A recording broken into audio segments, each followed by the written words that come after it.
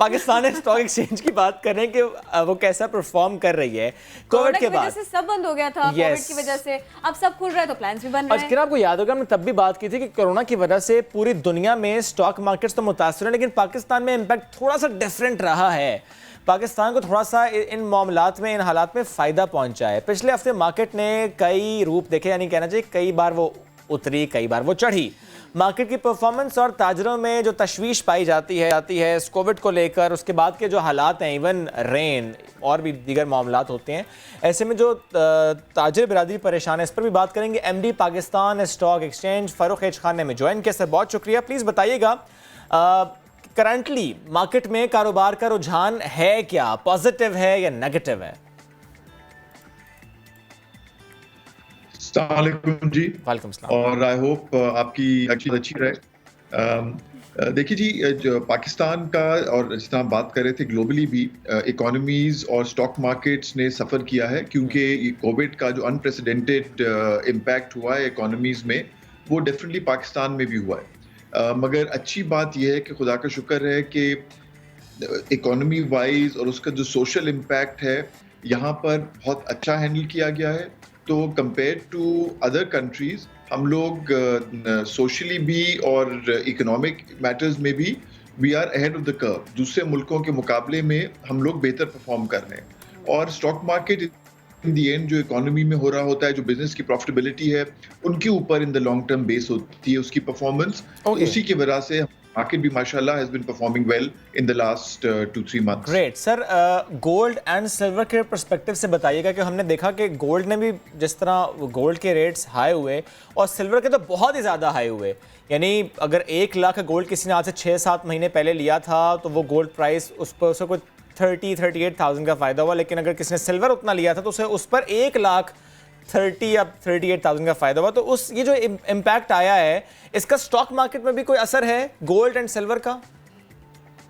देखिए जी, गोल्ड खास तौर पे और silver to some extent are supposed to be, जिनको कहते हैं सेफ हेवन एसेट्स।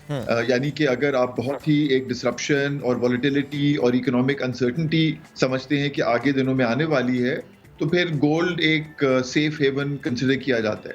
और क्योंकि इतनी अनसर्टेनिटी रही है दुनिया में और लोगों का ख्याल है कि जो इतनी मॉनेटरी ईजिंग और इतना सेंट्रल बैंक्स ने पैसा पंप किया पूरी दुनिया में, उसकी वजह से आगे जाकर अगर इन्फ्लेशन भी ऊपर जाएगी तो उसके अगेंस्ट भी गोल्ड एक हेज होता है।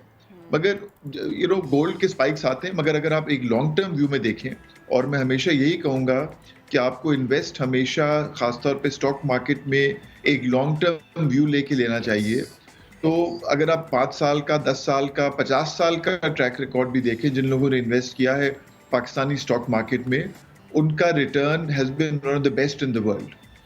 मगर जो मेन चीज़ है कि आप एक लॉन्ग टर्म व्यू लेकर करें, और ये नहीं होना चाहिए कि क्योंकि मुझे छुट्टी पे जाना है 3 महीने के लिए तो जल्दी से मैं स्टॉक मार्केट में इन्वेस्ट सारा प्लान आपने हमारा ना चौपट कर दिया। अभी तो हमने ख्वाब देखा था।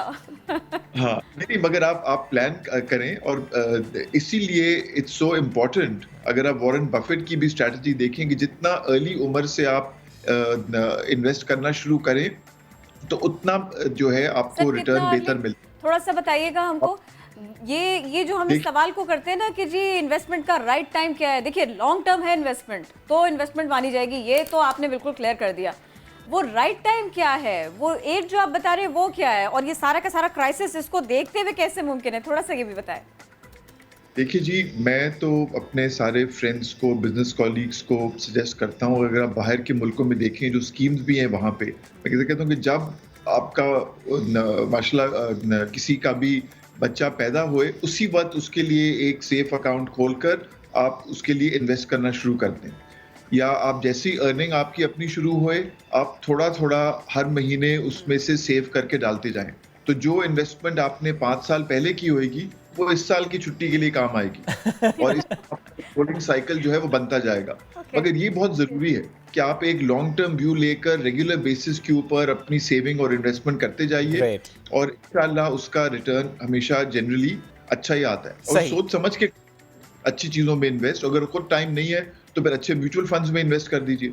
ओके, वो आसान भी रहेगा। सर एक बात और बताइए, आपने इनिशियली भी जिस तरह कहा कि परफॉर्मेंस अच्छी रही है स्टॉक मार्केट की इन रीसेंट टाइम्स, लेकिन जो ये कहा जा रहा है पाकिस्तान स्टॉक एक्सचेंज को कि बेस्ट परफॉर्मेंस रही है इसकी, one of the best performance रही है, तो सर सिग्निफिकेंट फीचर्स क्या थे और ये शॉर्ट टर्म थी, ये लॉन्ग टर्म है, यानी जितना फ़ायदा हासिल होना था इस बेस्ट परफॉर्मेंस का वो हासिल हो गया या अभी और फ्रूट आना बाकी है?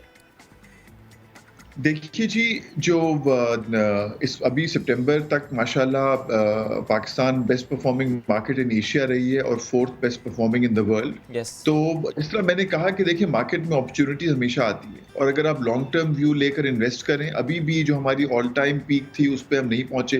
तो मैं आगे नहीं करना चाहता, क्योंकि जिस तरह मैंने कहा कि जब आप मार्केट में इन्वेस्ट करें तो you have to be prepared कि ये एक आपका risk part of your investment capital होना चाहिए।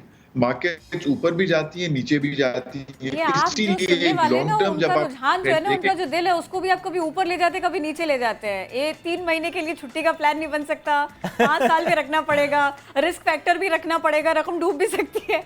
डरा रहे, बता रहे, रियलिस्टिक है ना। इसलिए मैंने कहा कि अगर आप एक लॉन्ग टर्म व्यू लेकर अच्छी स्टॉक्स में इन्वेस्ट करें और अगर खुद आपके पास टाइम या कैपेबिलिटी नहीं है रिसर्च करने की, तो आप अच्छे फंड में इन्वेस्ट करें तो ओवर टाइम आपको रिटर्न आएगा। इसलिए मैंने कहा मगर मार्केट जो है दे डू गो, सिर्फ पाकिस्तान में नहीं पूरी दुनिया में, मगर इसका ये मतलब नहीं है कि आप इन्वेस्ट नहीं करें। मगर अगर आप 100 रुपए इन्वेस्ट कर रहे हैं तो उसमें से आपकी रिस्क एपेटाइट पर डिपेंड करता है 10, 20, 50, 60 रुपए उसमें से आप स्टॉक मार्केट में डालें, बाकी जो बैलेंस है वो आप सेफ बैंक डिपॉजिट में रखें जहां भी आपको नेशनल सेविंग स्कीम वगैरह में रिटर्न बेहतर मिलता है, जहां बेहतर मगर जी तो मगर उससे आपको वो रिटर्न नहीं मिलेगा ओवर द लॉन्ग टर्म जो आपको स्टॉक मार्केट से मिलेगा। ठीक, बेहद शुक्रिया सर, बेहद शुक्रिया।